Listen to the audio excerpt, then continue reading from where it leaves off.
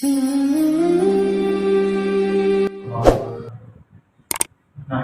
ونصلي ونسلم على رسولنا الكريم أما بعد فقد قال الله تبارك وتعالى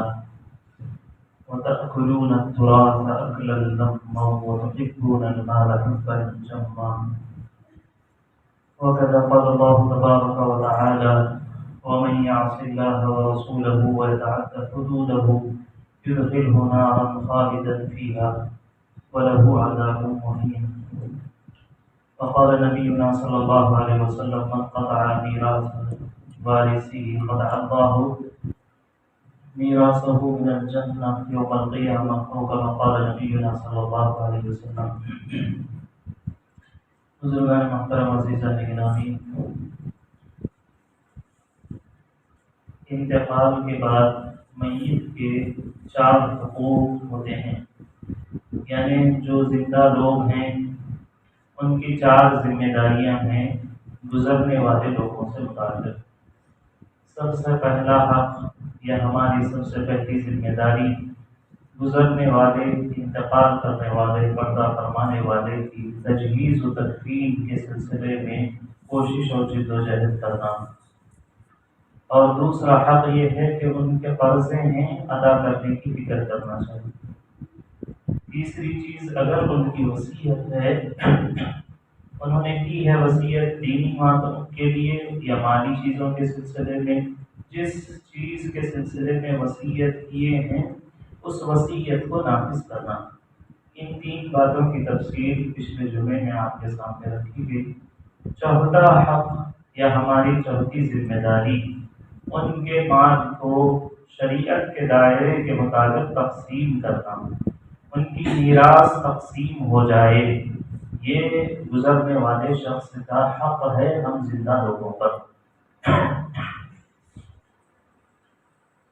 نبی علیہ الصلوۃ والسلام نے فرمایا کہ اگر کوئی شخص میراث کو روک رہا ہے اس نیت سے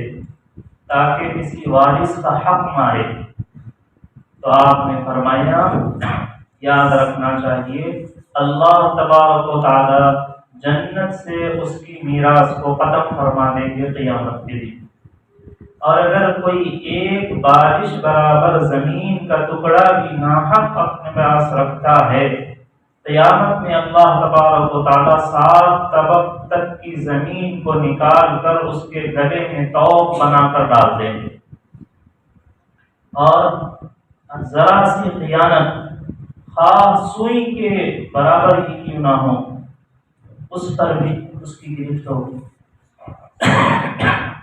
2 صحابی تھے حضور علیہ السلام کے، ان دونوں نے آپس میں یہ کہا کہ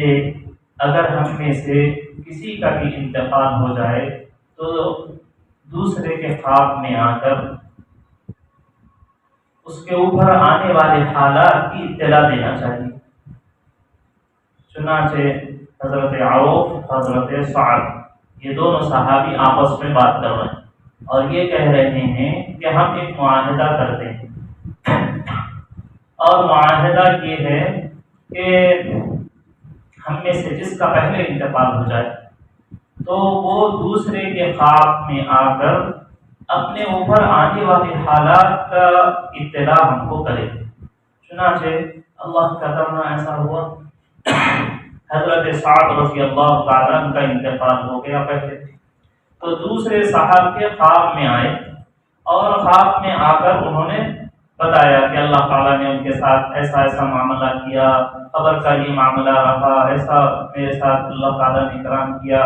پھر اس کے ساتھ ساتھ ابھی بات ہو رہی تھی تو انہوں نے حضرت عوف نے دیکھا حضرت سعد کے گردن کے اوپر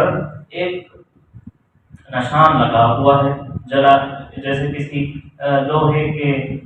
گرم لوہے کی سلاخ سے داغ کیا جائے، ایسا داغ گردن پر لگا ہوا تھا. تو انہوں نے پوچھا کہ یہ تمہارے اوپر گردن پر یہ کیسا داغ ہے؟ تو انہوں نے بتایا کہ میرے فلاں صاحب کے چند درہم میرے پاس رہ گئے ہیں اور میں ان کو دے نہیں سکا، قرض لیا تھا ان کا اور اس کو ادا نہیں کر سکا، لیکن وہ پیسے چونکہ تو رکھے ہوئے ہیں لیکن میں نے نہیں دیا تو اللہ تبارک و تعالیٰ نے اس نہ دینے کی وجہ سے، اس دیری کی وجہ سے اللہ تبارک و تعالیٰ نے مجھ کو یہ سزا دی ہے اور مجھے لوہے کی گرم سلاخوں سے ڈالا گیا ہے۔ پھر ان سے کہا کہ میرے گھر میں فلاں جگہ یہ 3 دینار یا 3 اشرفیاں رکھی ہوئی ہیں، آپ لے جا کر یہودی کو واپس کر دیں۔ تو نبی علیہ السلام کے صحابہ کے درمیان میں یہ صرف 3 درہم، آج کے زمانے کے 60 روپے سمجھائیے، 60 روپے کے سلسلے میں بھی 60 روپے کی بھی کوتاہی پر ایک صحابی کو جو نبی علیہ السلام کے صحبت یافتہ ہیں، جنتی ہیں، رضی اللہ عنہم ورضوا عنہ، ان کو لقب مل چکا ہے، 60 روپے کے بدلے میں بھی اللہ کی پکڑ میں آ رہے ہیں۔ تو اگر کوئی شخص میراث کا پورا ہی مال ہڑپ کر جائے، کھا جائے، ڈبا دے، یا میراث کے جو واجب حقوق ہے شریعت کے دائرے کے مطابق اس کو تقسیم نہ کرے، تو پھر اللہ تبارک و تعالیٰ جو یہ کہہ رہے ہیں قرآن شریف میں، وَمَن يَعْصِ اللَّهَ وَرَسُولَهُ وَيَتَعَدَّ حُدُودَهُ يُدْخِلْهُ نَارًا خَالِدًا فِيهَا، جو شریعت کے مطابق میراث کو تقسیم نہیں کرتا یا میراث ہی تقسیم نہیں کرتا یا شریعت کے مطابق ان کو حصے نہیں دیتے، تو اللہ تعالیٰ کہہ رہے ہیں وہ دوزخ میں صرف جائے گا نہیں، وہ دوزخ میں ہمیشہ رہے گا۔ ایک ہے دخول جنہ اور ایک ہے خلود جنہ، ایک ہے دخول نار اور ایک ہے خلود نار، یعنی ایک ہے کچھ دیر کے لیے جہنم میں چلے جانا، کوئی گناہ کرے آدمی تو کچھ دیر کے لیے جہنم میں جائے اور اس کو اتنی سزا مل جائے، اس کے بعد وہ نکل جائے گا، یہ دخول نار ہے۔ اور ایک ہے خلود نار، کا مطلب ہوتا ہے ہمیشہ کے لیے، اور وہ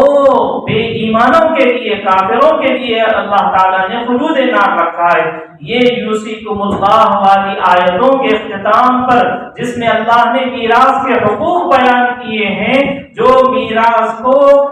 شریعت کے دائرے میں تقسیم نہیں کرتے، اللہ ان کی سزا یہ کہہ رہے ہیں کہ وہ صرف داخل نہیں ہوگا، وہ ہمیشہ جہنم میں رہے گا۔ اس لیے میرے بھائیوں بہت ضروری ہے کہ میراث کے مسائل کے سلسلے میں ہم ہلکے سے نہ لیں، یہ ہمارا مال نہیں ہے۔ جب کوئی شخص، میراث کس کو کہتے ہیں؟ اگر کسی شخص کا انتقال ہو جائے، انتقال کے وقت میں جو کچھ ان کے پاس مال ہے،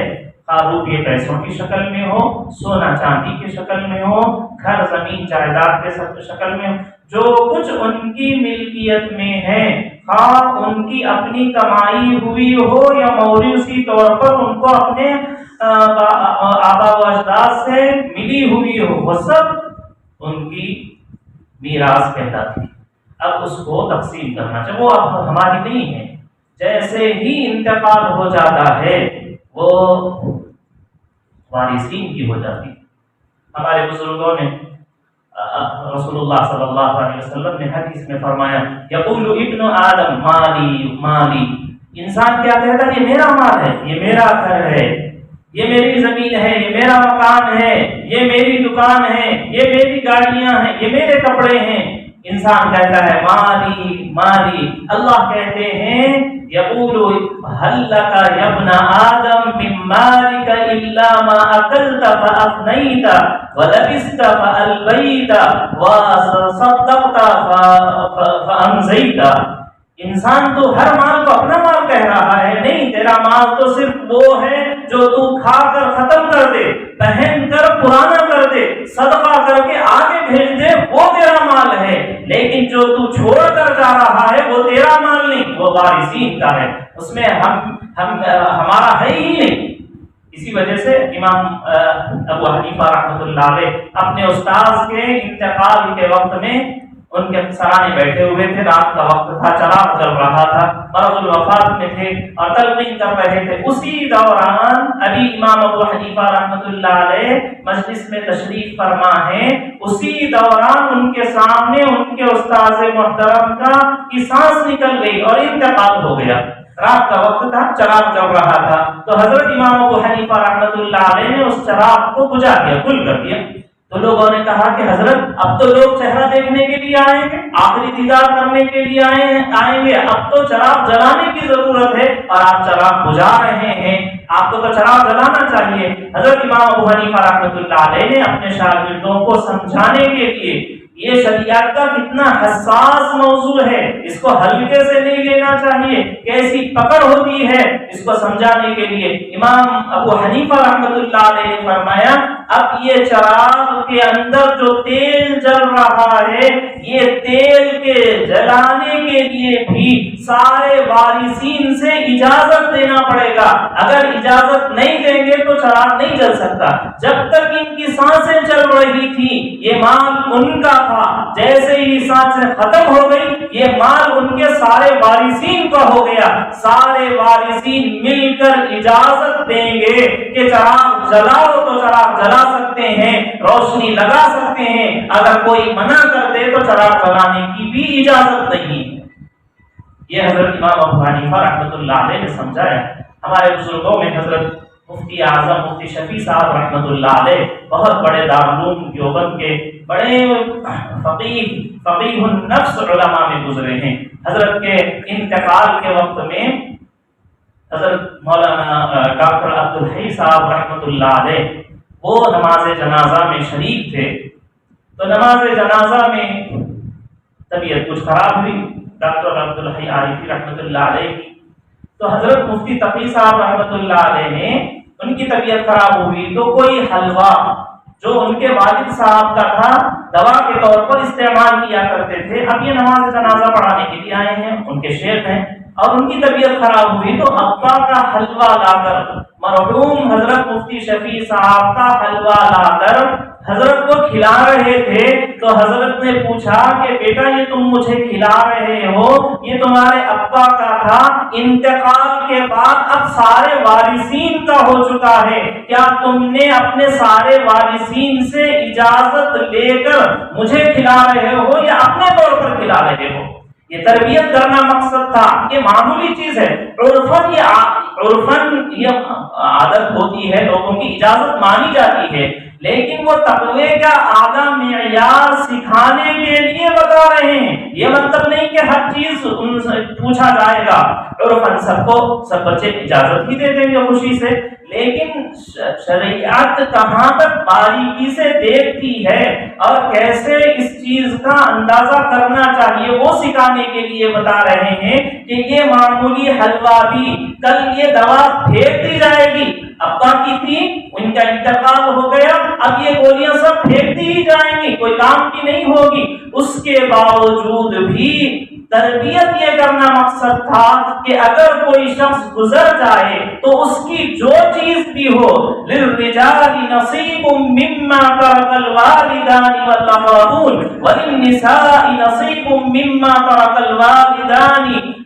مما قل منه او كثر، قرآن شریف نے کہا ہے تھوڑا ہو یا زیادہ، چھوٹی ہی چیز معمولی ہی چیز سمجھ کر بھی رکھ لینے کی شریعت میں اجازت نہیں ہے، صرف کنگن ہی ہے میں لے لوں گی، بالیاں ہی میں امی کے لے لوں گی، ابا کی یہ چیز ہے شروانی میں رکھ لوں گا، یا گاڑی میں ایسے ہی بغیر حساب کتاب کے میرے پاس رہ جائے گی، اس کی کہیں بھی گنجائش نہیں ہے، خواہ چیز تھوڑی ہی کیوں نہ ہو ان کی ملکیت میں ہے تو اس کا حساب بننا چاہیے، حساب بن کر اس کی صحیح تقسیم ہونا چاہیے۔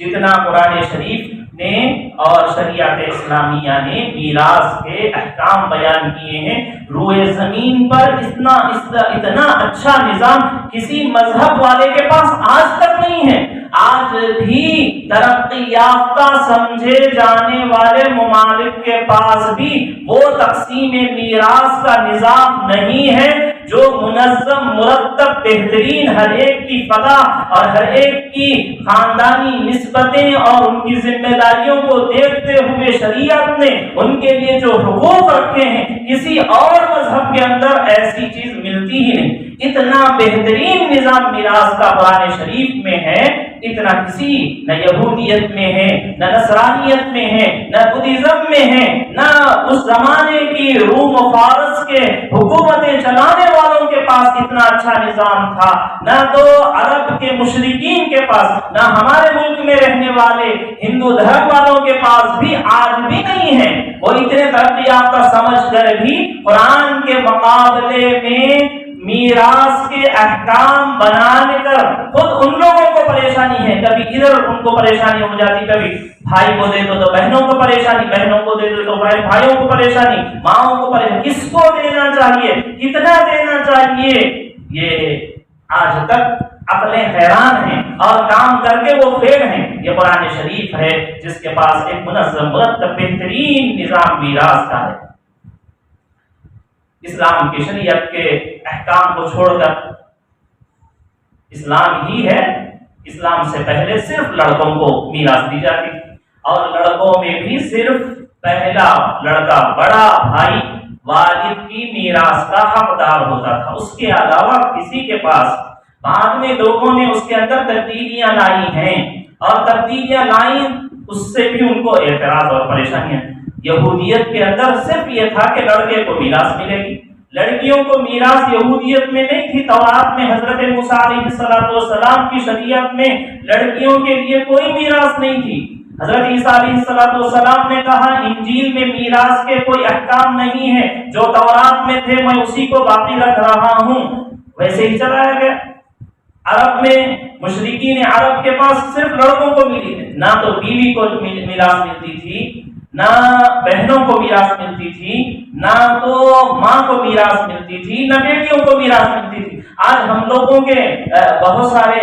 خواتین کو بھی یہ اشکال ہو جاتا ہے کہ اسلام میں عورت کو آدھا ہی حصہ کیوں دیا جا رہا ہے، مرد کو جتنا دیا جا رہا اس میں سے آدھا کیوں دیا جا رہا ہے۔ یہ ہماری خواتین کو بھی سمجھ میں نہیں آتا اور اس پر ان کو اعتراض ہوتا ہے۔ جیسے ہمارے ملک میں ہندو دھرم کے خواتین کے لیے برابر کی بات کہی گئی ویسی بات سوچنے لگتے ہیں، تو اس بات کو سمجھنا چاہیے۔ پہلا جواب تو یہ ہے کہ اسلام کے علاوہ کسی دھرم میں عورتوں کے لیے کوئی حق ہے ہی نہیں۔ اصل اعتراضات تو وہاں ہونا چاہیے۔ اسلام پر انگلی اٹھانے والا کوئی بھی دھرم ہو، وہ خود اپنے اندر غور کرے تو ان کے مذہب میں نہ بیٹی کو، نہ ماں کو، نہ بیوی کو، کسی کو بھی میراث کا حق دیا ہی نہیں جاتا، وہاں کسی کو اعتراض نہیں ہوتا۔ لیکن اسلام یہ کہتا ہے کہ عورت کو آدھا حصہ دو، مرد کو اس کا ڈبل دو، تو فوراً اسلام پوری دنیا کے اندر انگلی اٹھا دی جاتی ہے کہ قرآن میں ایسا کیوں کیا گیا۔ کیوں کیا گیا ہے؟ اس لیے کیا گیا ہے مرد کو زیادہ دیا گیا، اس کی ذمہ داری بھی زیادہ رکھی گئی۔ یہ کہا گیا کہ اب پرورش کی ذمہ داری، کھلانے کی ذمہ داری، گھر کی ذمہ داری، کپڑے کی ذمہ داری مرد کے اوپر رکھی گئی اور اس کو حصہ زیادہ دیا گیا۔ عورت کو جو حصہ دیا گیا کوئی اس پہ ذمہ داری نہیں، یہ تمہارا ہے اب تمہارا ہے، تم اپنے حساب سے زیورات ڈالو، کھا لو، کسی کو بانٹ دو، تصدقے خیرات کر لو، جو چاہتے ہیں۔ عورت کو جو دیا جاتا ہے وہ پوری طور پر مرد کو دیا جاتا ہے، تو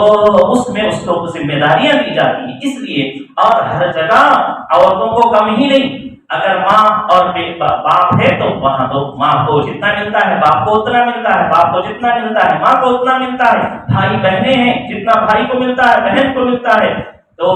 شریعت کے بس اتنا سمجھیے کہ میراث کے جو احکام شریعت میں اسلام میں ہیں، اتنا منظم بہترین نظام کسی اور مذہب میں نہیں ہے۔ جو کوئی بھی اپنے نظام بنائے ہیں اس سے کسی نہ کسی کو نقصان ہوتا ہے، کسی نہ کسی کی حق تلفی ہوتی ہے۔ قرآن شریف ہے، اسلام ہے، جن کے پاس میراث کا بہترین نظام ہے۔ تو میرے بھائیوں، ہم کو یہ کوشش کرنی چاہیے کہ اگر کسی کا انتقال ہو جائے تو فوراً جیسے ان کی تجہیز و تکفین کے اندر دیری کرنا گناہ ہے، ایسے ہی اگر کوئی انتقال کر جائے تو اس کی میراث کو روک کر رکھنا اور اس کو تقسیم نہیں کرنا، یہ بھی بہت بڑا گناہ ہے۔ اللہ اس کے جنت کی میراث کو ختم فرما دیتے ہیں۔ یہ ایمان کی کمزوری کی علامت ہے۔ اللہ تعالیٰ فرما رہے ہیں اس کو خلود فی النار ملے گا،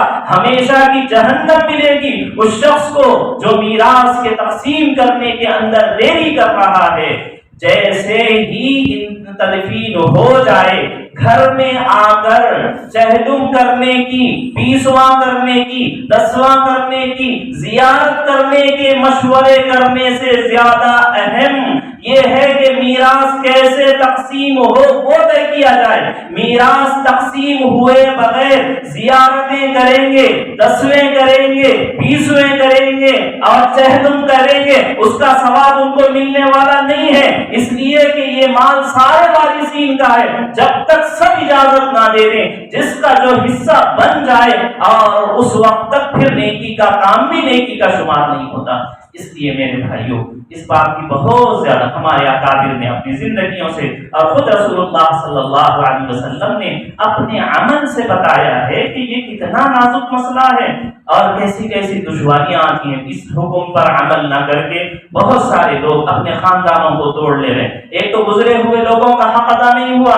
صحیح ذمہ داری ادا نہیں ہوئی اور اس کی وجہ سے وہ بھی پکڑ میں ہیں اور ایک سوئی کے بارے میں پکڑا جا رہا ہے، تو کسی کو حق نہ دیا جائے تو یقیناً پکڑا جائے گا۔ اس لیے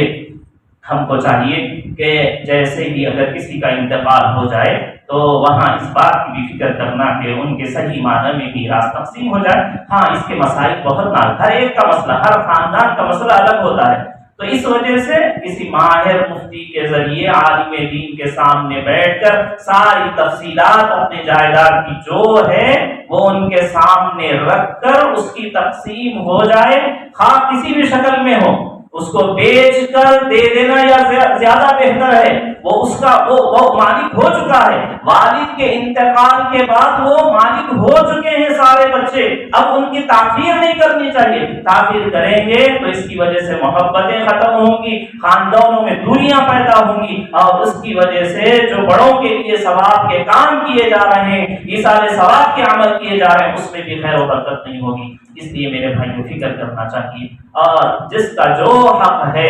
جتنا حق مل رہا ہو، دو کوتاہیاں اس سلسلے میں ہو، ایک یہ کہ میراثی تقسیم نہیں کر رہے، دوسرا یہ کہ تقسیم کر رہے ہیں تو وہ الٹپ کر رہے ہیں، الگ حساب کر رہے ہیں، اپنے کو جیسا سمجھ میں آیا شریعت پر عمل نہیں کر رہے۔ شریعت کے مطابق کیجئے، اگر بھلے 1 روپیہ آئے گا، اللہ اس 1 روپیے میں بہترین حلال مال میں سے، جو حلال مال ہے ان میں سب سے بہترین حلال مال میراث کا مال ہے اور حلال مال کی بہت برکت ہوتی ہے۔ 1 روپیہ ہوگا حلال مال سے دیں گے، اللہ تعالیٰ اس میں کروڑوں کی برکتیں دیں گے، اور اگر آپ ناحق کسی کا حصہ چھین کے 1000 لے لیں گے، اللہ تعالیٰ اس کی برکت ختم کر دیں گے، محبتیں ختم ہو جائیں گی، خاندانوں میں دوریاں پیدا ہو جائیں گی، ایمان کی کمزوری کی علامت ہوگی۔ اللہ تعالیٰ فرماتے ہیں وَتَأْكُلُونَ التُّرَاثَ، یہ کافر ہیں جو میراث کو جمع کر کر کے خوب کھاتے ہیں اور مال کی محبت، وَتُحِبُّونَ الْمَالَ حُبًّا جَمًّا، خوب مال کی محبت۔ تو اگر میراث تقسیم نہیں کر رہے ہیں، مطلب یہ ہو گیا کہ ہم مال کے حریص ہو گئے اور کافروں کی طرح ہم میراث کھانے والے بن جائیں گے۔ اس وجہ سے اس سے احتیاط کرنا چاہیے۔ اللہ مجھے آپ کو سبھی کو عمل کی توفیق نصیب فرمائے۔